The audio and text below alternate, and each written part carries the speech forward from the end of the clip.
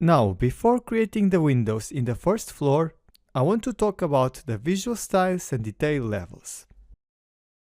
Click in this button. This is the View Styles menu, and currently we have this option set to Hidden Lines. Here, the most basic style is the wireframe, where you can see all the edges from the solids. To notice better this difference, look when I change to wireframe in this 3D view. Then we have shaded, consistent colors, or also the realistic styles. This one you can notice even the materials when you have a closer look. Now, the more detailed is the view, the heavier it will be for the computer, so make sure your PC is powerful enough. Another thing, since AutoCAD 2024, a new visual style is included, and it's called Textures. It's very similar to the realistic style, but it doesn't display artificial lighting. Now let's talk about the detail level. We have 3 stages there: coarse, medium and fine. With coarse, the drawing is very simple, although with the option which consumes less memory. Then, if you want to increase the level of detail, you can use medium, or if you use fine, you will get to the maximum level, including viewing elements like door frame details. Now, to add the windows to the first floor, I activate again the command, and with the same window type, I'm going to place each window exactly in the same position as in the floor below. If you move slowly, you can easily find the moment where the window snaps. In the north side, all the windows are override with the ones on the ground floor,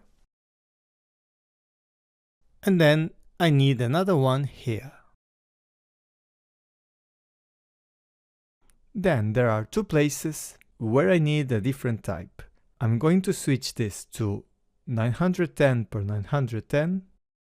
Place the first one at 200 mm from the interior wall, and this one, even it's smaller, you can place it around there, and after change the temporary dimension to the correct one, which is 940.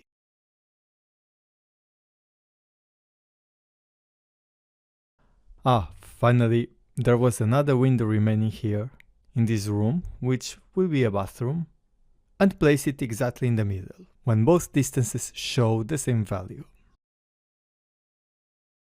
Okay, before proceeding to the next lecture, have a look at this different example, because there's one important parameter that I want to mention, the seal height, and you can also open this file available in the attachments. So the seal height is the distance between the floor level to the bottom edge of the opening. If I change the value to 1.2 meters and click on Apply, you'll see the window moving up from the floor. Then, in the floor plan of the same example, suppose I need to change the seal height to all of the windows in this level. There is a useful trick. I'm going to select all the elements, then go to this tab to select the category I want to display in the properties, in this case, Windows. Finally, change the value for the seal height, and it will apply to all of the windows.